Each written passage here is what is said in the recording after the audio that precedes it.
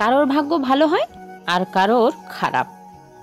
আর জানো আমার ভাগ্য কেমন? যদি আমি একটু খুশি হই বা একটু হেসে নেই না, পরে আমায় তার দ্বিগুণ কাঁদতে হয়।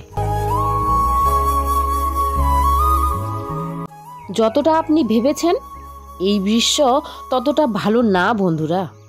এই বিশ্ব আপনার ঘায়ের উপর লবণ ছেটানোর জন্য বসে আছে।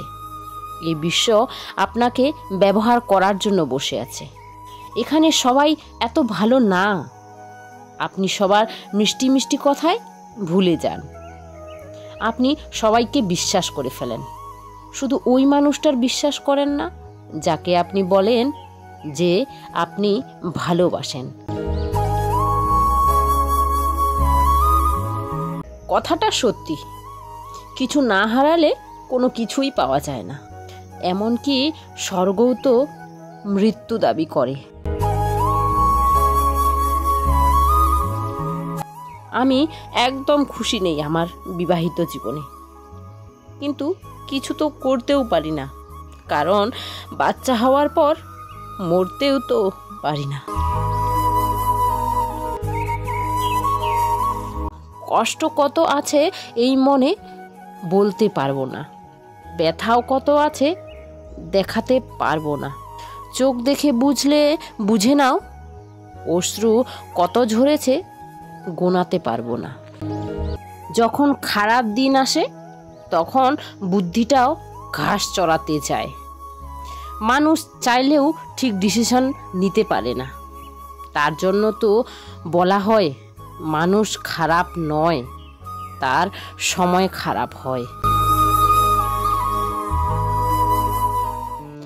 আমি একটু হাসলেই সত্যি বন্ধুরা তার বেশি আমাকে কাঁদতে হয়। আর আমার সময় এখন খুবই খারাপ চলছে, তোমাদের বলে বোঝাতে পারবো না। তো হ্যালো বন্ধুরা, আমি তপু, আর তপুর ছোট্ট পৃথিবীতে তোমাদের সবাইকে স্বাগত জানাচ্ছি। তোমরা আমাকে অনেক অনেক ভালোবাসা দিচ্ছ বন্ধুরা, তার জন্য তোমাদেরকে অনেক অনেক অনেক ধন্যবাদ।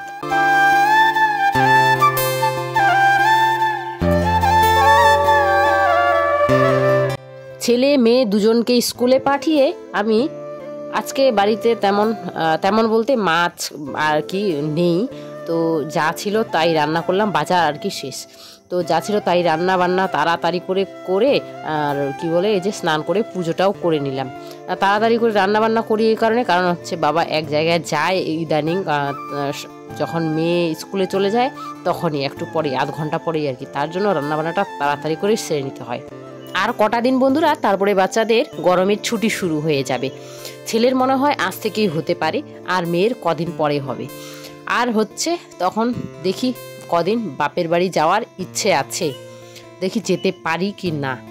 ছেলেকে নিয়ে তো যেতে পারবো অবশ্যই, কিন্তু মেয়ের হচ্ছে সমস্যা, মেয়ে মনে হয় যাবে না, কারণ হচ্ছে মেয়ের টিউশন তো আছেই, ওর টিউশনে তো আর ছুটি নেই, আর টিউশন মিসও করা যাবে না। বাপরে বাপ, যা টিউশনের ফিস মাথা ঘুরে যায় আর কি। তো যদি কদিন সপ্তাহে ধরো 4 দিন পড়ায়, তো 4 দিনের মধ্যে যদি আবার ছুটি করা হয় তাহলে তো হয়েই গেল, তাই না?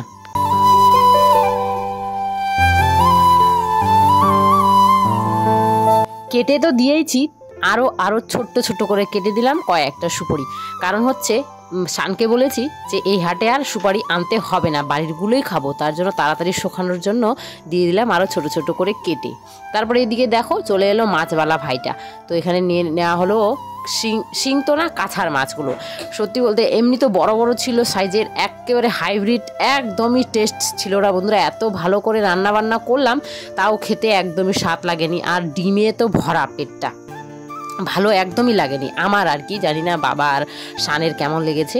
তো ছেলে চলে এলো, এদিকে মাছগুলো নিয়ে রাখলাম, চলে এলো বিবুকে স্নান করালাম, স্নান করিয়ে তারপরে খাওয়ালাম, খাইয়ে দাইয়ে দেখো ওকে ছেড়ে একটু আমি এই যে ভিডিওর থাম্বনেলের কাজটা করছিলাম আর কি। তো ও দেখো এদিকে কি করেছে, সব কিছু নিয়ে এসে মানে ঘর খেলা শিখে গেছে, টেন্ট হাউস বানানো আর কি। তো এইভাবে দেখো সব জিনিস আর কি, সমস্ত বালিশ বিছানা চাদর সব কিছু নিয়ে এসে এই কাণ্ডটা করেছে। ভাগ্যিস আমি এখনই স্নান করার আগে ঘরটা মুছে নিলাম, তো পরিষ্কার আছে আর কি। তারপরে এখন করবো এই যে মাছ রান্না, কারণ বাবা মাছ ছাড়া একদমই ভাত খেতে পারে না। তো সকালে তো খেয়েছে কোনো মতো করে, আর এখন মাছগুলো যেহেতু নিলাম তো এগুলো রান্না করব।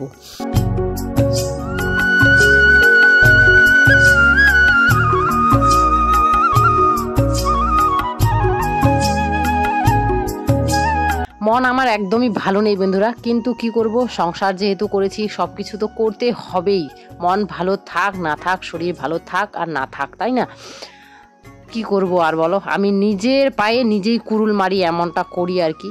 কি করব বলো, আমার শুধু হয়েছে এমনটা না, ভিডিও দেখি তো অনেকেরই এমনটা হয়। সত্যি বলতে যখন আমরা এই এটা ফিল আপ করি আর কি গুগল অ্যাডসেন্সে, তখন তো মনে হয় না যে ওটা একটা অ্যাকাউন্ট বা ওটা একবার হলে আর হবে না। তখন মনে হয় আমি আমার অ্যাড্রেস ফিল আপ করছি ওখানে, যে ওটা যে একটা অ্যাকাউন্ট হয়ে গেছে এটা সত্যি একদম জানাই যায়নি। তো তোমরা আমার মতো এই ভুলটা করো না বন্ধুরা। আমি নিজেই শেষ করে দিলাম আমার চ্যানেলটাকে, জানি না কি হবে, এখনও ইন প্রোগ্রেস হয়েই আছে। অনেক সময় হয়ে গেল, এখন সব ভগবান, আর আমার বিশ্বাস আছে ভগবান সব ঠিক করবে।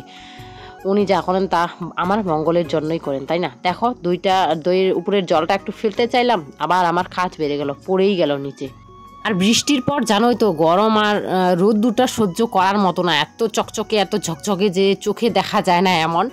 তো গরমটা অনেক বেশিই বেড়ে গেছে, তো আমি একটু খাচ্ছি। আজকে বাবা দইটা খায়নি আর কি, সকালবেলা সময় পায়নি, ভাত খেয়ে তাড়াতাড়ি চলে গেছিলো, না হলে আর কি বাবাই খায় দইটা। দইয়ের ঘোল বা দই লস্যি যা বলো আর কি করে খেয়ে নিলাম। আর এদিকে বসিয়েছি মাছগুলো ঝোল করে রেখে দিব, তারপরে বিভূষণাকে নিয়ে সময় পালে একটু ঘুমাবো, তা না হলে আবার ওদিকে মেয়ে আসার সময় হয়ে আসছে, স্কুল থেকে আসবে আর কি।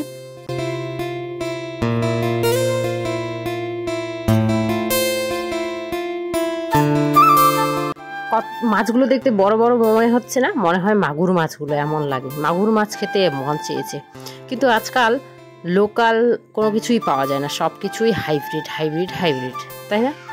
তো এত গরম বন্ধুরা, সত্যি কথা বলতে দুপুরবেলা রান্না বান্না করতে একদমই মন চায় না, সকাল সকাল যে হয়ে যায় ওটাই ভালো। তো কি করা যাবে, আজকে মাছগুলোর জন্য করতে হলো আর কি দুপুরবেলা, তা না হলে আমি কিন্তু দুপুরবেলা রান্না করি না এত গরমে। ঠান্ডার দিনে তাও ঠিকই আছে, তাই না? তো এই যে রান্নাবান্না করেছিলাম আজকে, হচ্ছে এই যে মাছের ঝোলটা হলো এখন, আর সাথে ছিল মেয়ে আর ছেলের জন্য আলাদা করে আলু ভাজা করেছি এই যে, আর আমাদের জন্য উচ্ছে আলু ভাজা একসাথে, আর হচ্ছে ডাল সকালবেলা, আর পাঁপড় দিয়ে খেয়েছিলাম সকালবেলা।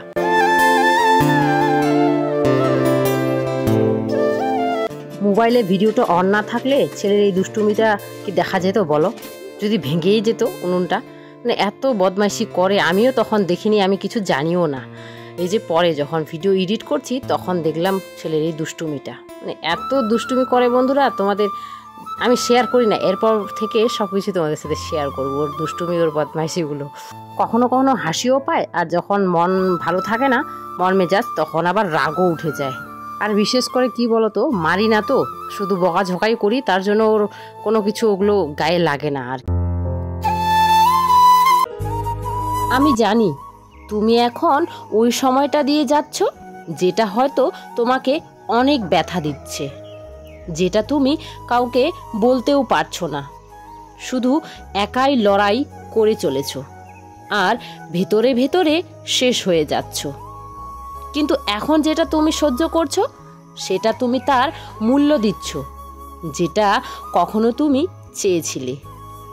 তোমার সহ্য করার প্রতিটা ব্যথা, তোমার চোখ থেকে ঝরে পড়া প্রতিটা অশ্রু, তোমার করা প্রতিটা ত্যাগ, তোমার দ্বারা হবে যে প্রতিটা ভুল, আর সেই প্রতিটা জিনিস যেটা তোমাকে এখন কষ্ট দিচ্ছে, এসব কিছু তারই মূল্য, যেগুলো তুমি পেতে চাও। আর এখন এই মূল্যটা না দিলে তুমি কখনো ওই জিনিসটা পাবে না যেটা তুমি চাচ্ছ। তার জন্য আশা ছাড়বে না। আর তুমি একা নও, একটা শক্তি আছে, একটা ছায়া আছে, একটা এনার্জি আছে, যেটা এখনো তোমার পক্ষে কাজ করছে। তার নজর সবসময় তোমার উপরেই আছে, শুধু হার মেনো না।